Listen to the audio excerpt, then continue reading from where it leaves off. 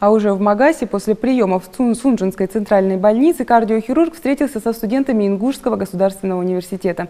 Беседа с будущими врачами получилась насыщенной. Бакерия рассказала о возможностях прохождения аспирантуры в научном центре сердечно-сосудистой хирургии имени Александра Николаевича Бакулева, о своей врачебной карьере и дал ценные советы ингушским студентам. Разделение воздуха, врач дышит воздухом.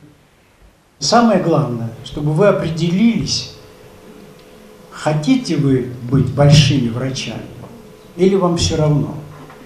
И это я не с пустяк, не просто так говорю, потому что я это вижу каждый день. Врачебная карьера – это очень серьезная вещь. Она продолжается всю жизнь.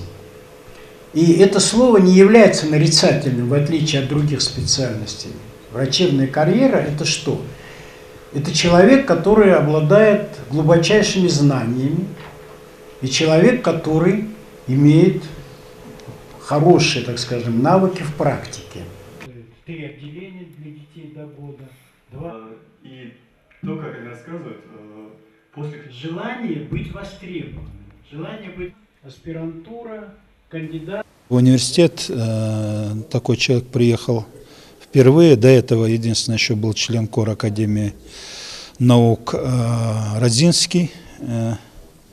Был у нас и тоже читал лекцию. Но это второй, считайте, визит такого серьезного, значимого человека в масштабах страны в области медицины. Известно, да, что Бакерия является ведущим специалистом России. Соответственно, самые передовые, самые лучшие, самые сложные операции выполняются именно им в его центре.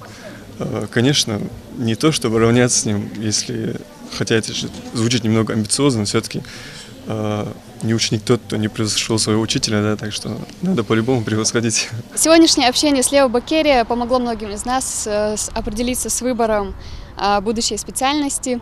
Будем надеяться, что сегодняшняя встреча будет не последней встречей с этим замечательным врачом.